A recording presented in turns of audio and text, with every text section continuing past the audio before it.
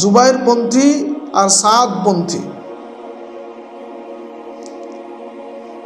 এই যে বিষয়টা, কেউ যদি এরকম মনোভাব রাখেন যে সাদে তাবলীগ করছি, সাদপন্থীরা যদি ভাবেন, আর জুবাইরপন্থীরা যদি ভাবেন যে আমি জুবাইরে তাবলীগ করছি, মনে রাখবেন ভ্রান্ত পথে আছে।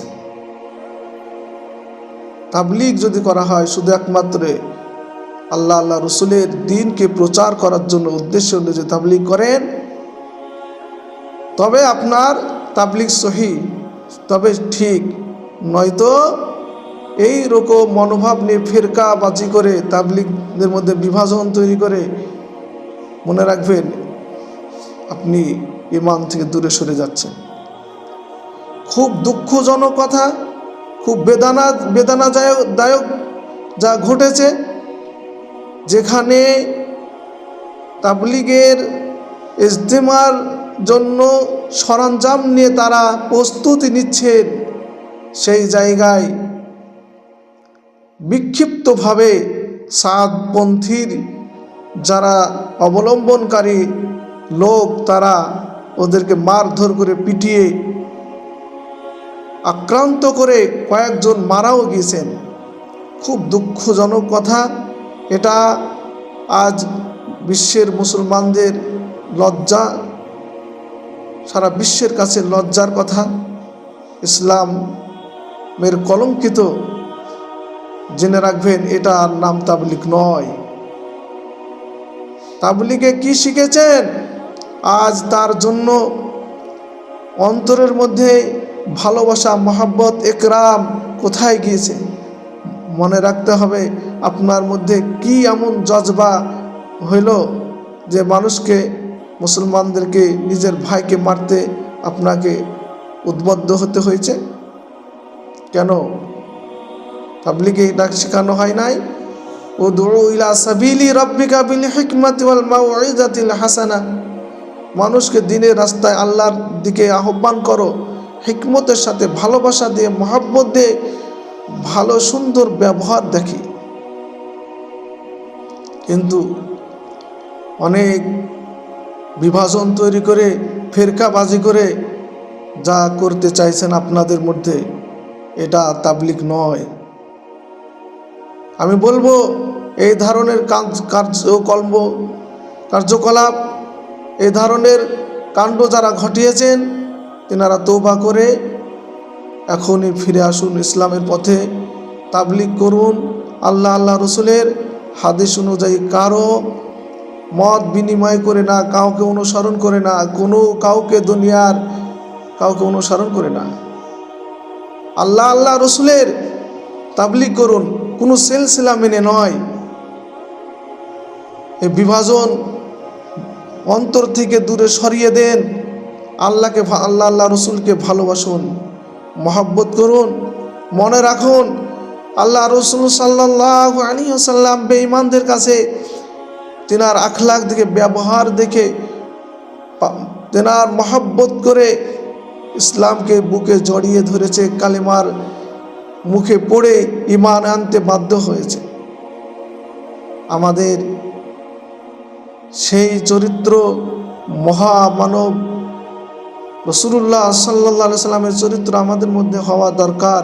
কিন্তু আজ দুঃখের বিষয়, আমরা তাবলীগ করতে করতে তাবলীগের মধ্যে ঢুকে গেছি, কিন্তু আমার মধ্যে তাবলীগ ঢুকেনি। তাবলীগ করে তাবলীগের মধ্যে ঢুকেছে, কিন্তু তাবলীগ ওর মধ্যে ঢুকে নাই। তা আমি বলবো অবিলম্বে আপনারা ফিরকাবাজি, আপনারা এই বাংলাদেশের যারা এই কাণ্ড ঘটাচ্ছেন, বিভাজন তৈরি করছেন, অবিলম্বে আপনারা সনমতভাবে এক অপরের সঙ্গে মহব্বত, আপ্যায়ন, ভালোবাসা তৈরি করুন। সারা বিশ্বের মানুষকে বার্তা দিন যে আমাদের মধ্যে অন্তরের মহব্বত। আজ পৃথিবীর মুসলমানদের দিকে একটু লক্ষ্য রাখুন, কোথায় মুসলমানদের অবস্থা। ইসরায়েল বেঈমানেরা মুসলমানদের বিভিন্ন চক্রান্ত করে মারছে। তারা মুসলমানদের জন্য কত রকমের চক্রান্ত তারা সাজাচ্ছে। আজ আমরা মুসলমান নিজেই আমরা হতাশ হয়ে যাচ্ছি। আমরা নিজে মারামারি করে যদি ধ্বংস হয়ে যাই, আমাদের বিভাজন, বিভিন্ন ফিরকা নিয়ে এক অপরের সঙ্গে গালাগালি, এক অপরকে কাদা ছোড়াছুড়ি আমরা ছেড়ে দিই। আমরা বুঝি শান্ত হয়ে আমাদের মধ্যে একত্রিত মিল মহব্বত কীভাবে আসবে সে ভাবি। কে কার আমল করলো, কে কি বলল, তার জন্য দোয়া করি, কাদা ছোড়াছুড়ি না করি। তাকে পারলে বুঝাই, পার্সোনালভাবে তাকে বুঝাই, নচেত না বুঝলে আমরা দোয়া করি তার জন্য। আমাদের কমিউনিটির মধ্যে আমরা আপোষের মধ্যে তাকে বুঝাই। কিন্তু এই যে ঘটনা, টুঙ্গীর বাংলাদেশের ঘটনা খুব দুঃখজনক। আজ আমাদের এই যে ঘটনার মধ্য দিয়ে মানুষের কাছে যে মেসেজ যাচ্ছে, এক বড় ওলামা হজরত যারা রক্ত দিয়ে, যারা দিনের জন্য কত কুরবান করে এই দিন আমাদের কাছে সহজে এসেছে, সহজে পেয়েছি, তাদের সামনে কিয়ামতের দিন মুখ দেখানো লজ্জাজনক হয়ে যাবে। সেদিন কিভাবে মুখ দেখাবেন আমাদের দ্বারা যদি দিন কলঙ্কিত হয়? ভাববেন ভাই, আমরা একটু শুয়ে নিজের অন্তরের সঙ্গে মুহাসেবা করি, নিজে একটু ভাবি, ফিকির করি, উত্তেজনা আমাদের মধ্যে কেন হবে? কেন অপরের সঙ্গে আমার মারার প্রয়োজন হবে? তাকে কেন মারতে হবে? আমার মাথায় কি এমন বুদ্ধি সেজেছে, কি এমন আমার অন্তরে রাগ হয়েছে যে তাকে মারতে হবে? মেরে তাবলীগ যে শব্দ যদি আপনি ব্যাখ্যা করতে যান, তাহলে বাল্লাগা ইউবাল্লিগু সাররাফাই সাররুফ বাবে তাফিল থেকে এসছে। বাবে তাফিলের খাসিয়াত হলো আস্তে আস্তে হওয়া। কোরআন পাকের মধ্যে যেখানে কোরআনের কথা এসছে, নাজ্জালনা যিকরা, নাজ্জালাল কোরআন, বাবে তাফিল থেকে এসছে। তার মানে আস্তে আস্তে কোরআন অবতীর্ণ হয়েছে নবীজির উপরে 23 বছর ধরে। এতে বোঝা যায় যে তাবলীগ বাবে তাফিল থেকে এসছে, সাররাফাই সাররিফ থেকে এসছে। এই তাবলীগ করার নিয়ম যদি আপনি জানেন, তা আস্তে আস্তে ধীরে স্থিরভাবে ধৈর্যের সাথে মানুষের কাছে তাবলীগ করা বোঝায়। তাই আমাদের এই নিয়ম, এই নীতি আমাদের মধ্যে আনি, ভালোবাসা, ধৈর্য আমাদের মধ্যে তৈরি করি, ইনশাল্লাহ আমরা কামিয়াব হব।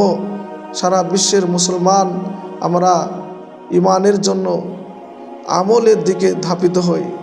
এক অপরের গিলা গিবত, এক অপরের কাদা ছোড়াছুড়ি আমরা ছেড়ে দিই। আমরা এক অপরের সঙ্গে কিভাবে মহব্বত হবে, কিভাবে আমরা এক অপরের সঙ্গে জুড়তে পারবো, ইউনিট হব, এই চিন্তা ভাবনা, এই মনোভাব আমাদের মধ্যে তৈরি করি।